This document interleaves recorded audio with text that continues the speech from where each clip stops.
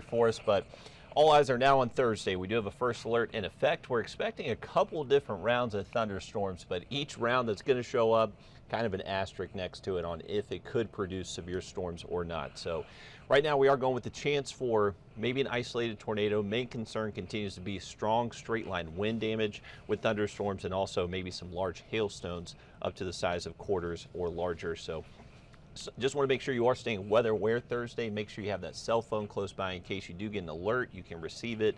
Current look at our radar network does show some very active weather across central Tennessee into Kentucky. They actually just had a few confirmed tornadoes there in central Tennessee. We'll zoom in real quick just to take a look at some of where these warnings are because they're just around the Nashville metro area, so a very highly populated area there in central Tennessee.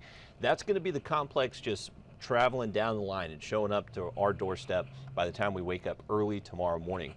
Now, before we get to tomorrow morning, there is one little storm complex that was forming over Lake Murray. This is from a decaying outflow boundary from these storms that have been moving off towards the Carolina coastline. So you can see that very skinny line there on the radar popping up. So that's that rain cold air pushing out ahead of the storm, and it's just enough to maybe set off an isolated shower, but looks to be a very low threat for most spots here in the CSRA. Now, we say there's the possibility of severe weather. I want to show you two different model views, and they still continue to show something wildly different. So the model on the left is our more aggressive, high-resolution model. It's showing some pretty intense weather showing up around mid-morning tomorrow, lasting through the lunch hour. Now, the model on the right here, the IBM graph model, it really shows these storms weakening substantially before they do pass through the CSRA. I will say this, our past severe weather events this year, the graph model has honestly done a lot better job, and it actually does a pretty decent job at showing these storms really decreasing in strength by the time they arrive to the CSRA. So take this with a grain of salt. I want to make sure that you are aware that there is going to be the possibility of strong storms tomorrow, but I'm not necessarily sold that it is going to be a huge severe weather threat. Now, I say that we are underneath an enhanced severe weather risk, so those type outlooks do not get issued all too often for our area. So not something I'm going to ignore, and not something I'm going to make a bold claim that it's not going to happen, but there is the possibility that we could just see general showers and storms and it not be severe. But hope for the best, prepare for the worst. That's our motto here. So early tomorrow morning, that's going to be our first wave. Since it's showing up very early in the morning, I would imagine severe weather chances look very minimal. So rain possible early Thursday, I would say severe chances low. The better opportunity, I would say our best opportunity to see severe weather is going to be with the second round that shows up mid-morning through around the lunch hour. Now, this one particular model we're looking at, this is the high-resolution model that is very aggressive and shows these storms really firing up. So this is the more aggressive model. We'll start with this first, and then I'll show you the other model here just after. So this is around mid-morning, lasting through the lunch hour. You can really see that this model here is really showing some intense thunderstorm activity. That would be definitely severe thunderstorms, 60, maybe up to 70-mile-per-hour wind gusts, really intense, some quarter-size hail, and just can't rule out maybe an isolated tornado. There's not necessarily a ton of spin in our atmosphere to produce tornadoes tomorrow, so it's a low risk, but still not zero. So that will be the wave pushing through Thursday around midday. We should see a break behind it, and then we're going to see our third and final wave show up early Friday morning. And this particular model continues to keep those storms very robust and very well developed. So there's going to be that opportunity for maybe a stray severe storm again early Friday morning, but we should be clearing out Friday afternoon as this front does pass through, and then that's going to bring us the much nicer weather heading into the weekend. So I wanted to show you that model on the left there first. We're going to go to the model on the right now. So this is the IBM graph model, and I'll show you what it shows. It shows something a little bit different. So it has this initial wave of storm activity a little bit sooner, showing up say 3, 4, 5 a.m.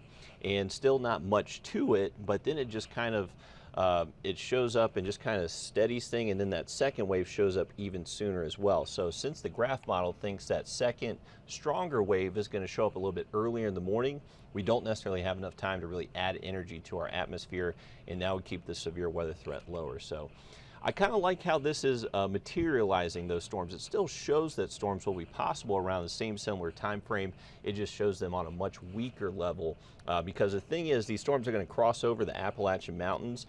Once they get on the lee side of the mountains, you get kind of a downsloping flow underneath those storms, which can add some dry air, and they don't necessarily always hold together all too well. So geography, terrain could definitely be a factor tomorrow that models don't always handle all too well.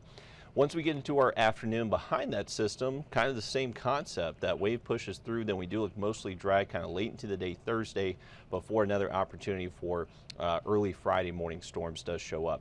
Now the timing for these Friday morning storms and the intensity doesn't necessarily look all too different from that other model we were just showing. So a little bit better model consistency with Friday morning, which is very weird because that's the furthest out in time. So why would they agree further out in time? It should be earlier in time. But regardless, I would say the main concern with storms tomorrow, if we see severe weather, is going to be very strong straight line winds. We have a 30% risk out for most of the southern and western CSRA.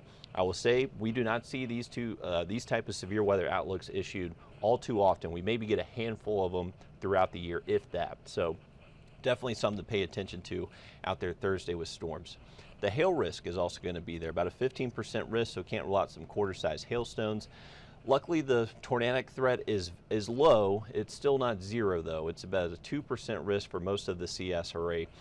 So as I mentioned earlier, there's not necessarily a lot of helicity in our atmosphere tomorrow. So helicity is one of those weather parameters we go to show spin in our atmosphere, and spin that's conducive for tornadoes to form. Doesn't look like we're necessarily going to have a ton. So here's our tornado potential. This is going ahead to tomorrow morning. You can see very low opportunity. This is from the aggressive model, so this is showing if those storms that we were looking at materialize, this is where the tornado potential would be. And it really keeps the tornadic threat south of I-20 most of our Thursday. So if we do see any type of tornadic event, it most likely would be in the southern CSRA. Once we get into that Friday morning wave, still very low, not necessarily expecting a ton of tornadic warnings by any means, but it's just still enough to where you have to question yourself on if you need to stay up really late and early in the morning. But it's something we're going to monitor closely. We're going to have people in the Weather Center for next 24, 36 hours. So any storm that pops up, we'll be there tracking it. And the good news is this will only last through Friday morning, and then we're in store for a fantastic Mother's Day weekend. We're actually going to see our temperatures drop back below average Saturday and Sunday, so highs will stay in the upper 70s Saturday afternoon, only get to the low 80s on Sunday, should stay generally sunny through the weekend. And we will notice those cooler mornings back down to the 50s. If you were outside today, it felt a little bit sticky outside. We had some humidity that kind of felt summer-like. So big changes on our way for the weekend. We're definitely going to get some relief in that department. And then once we push past this weekend, it looks like our pattern does turn a little wet again early next week. But this is going to be a fluid forecast, folks, so I don't necessarily have a ton of confidence in timing and impacts with the severe weather threat tomorrow. So it's just going to be a day we need to stay weather aware. I would definitely tune into the forecast early tomorrow morning, have that radar network check, and our models will definitely have a better idea of what storms do the rest of the day by the morning time. So keep it here for those updates. We'll keep you updated, and have a great night. We'll see you later on at News 12 at 11.